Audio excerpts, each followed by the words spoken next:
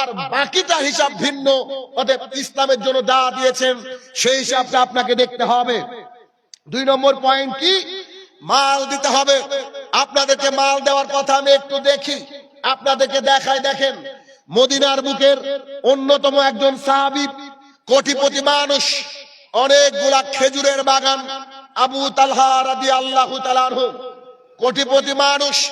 তিনি সালাতের মধ্যে দাঁড়িয়ে আছেন, রাসূল সাল্লাল্লাহু আলাইহি সাল্লাম কিরাত করছেন, নানান কিরাত তিনি পড়েন।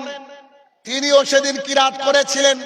আমাদের মসজিদে আজও কিরাত হয়েছে, ফজরেও কিরাত হবে। তবে সেটা ছিল সাহাবায়ে কেরামের যুগ, আর এইটা হচ্ছে আমাদের যুগ। তাদের থেকে আমরা কত দূরে। তারা রাদিয়াল্লাহু তাআলা আনহু, রাদিয়াল্লাহু তাআলা আনহা, আর তাদের প্রতি আল্লাহ তাআলা রাজি খুশি, তারাও আল্লাহ সুবহানাহু ওয়া তাআলার প্রতি রাজি খুশি ছিল। অথচ তারা জান্নাতের বহুজন সার্টিফিকেট প্রাপ্ত ছিল। আর আজকে আমরা জানি দিন রাত পাপের মধ্যে নিমজ্জিত আমরা।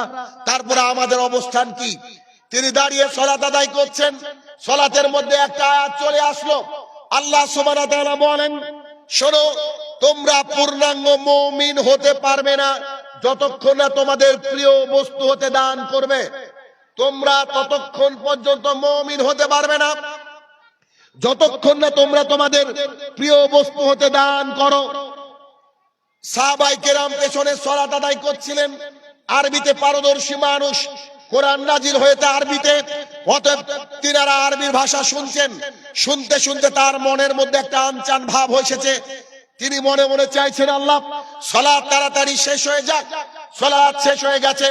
সালাম ফিরানোর পর আবু তালহা রাদিয়াল্লাহু তাআলা আনহু এসে বলছেন, আল্লাহ রাসূল সাল্লাল্লাহু আলাইহি সাল্লাম, আপনি তো আমার বাগান চিনেন, আপনি তো আমার একটা বাগান চিনেন, যে বাগানের খেজুর খুব মিষ্টি, যে বাগানের খেজুর খুব নামকরা, যে বাগানে প্রায় 600 খানার উপরে খেজুরের গাছ রয়েছে।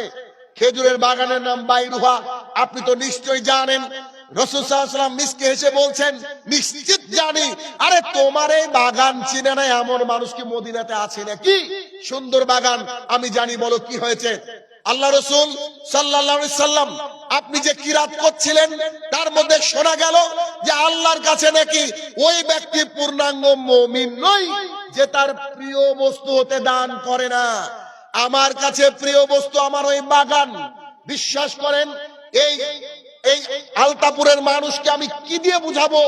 কত কোটি টাকার বাগানটা ছিল, কত মিলিয়ন টাকার বাগান ছিল। আর আপনি 1 লাখ 2 লাখ টাকার জন্য এরকম একটা বিশাল আয়োজন করেন।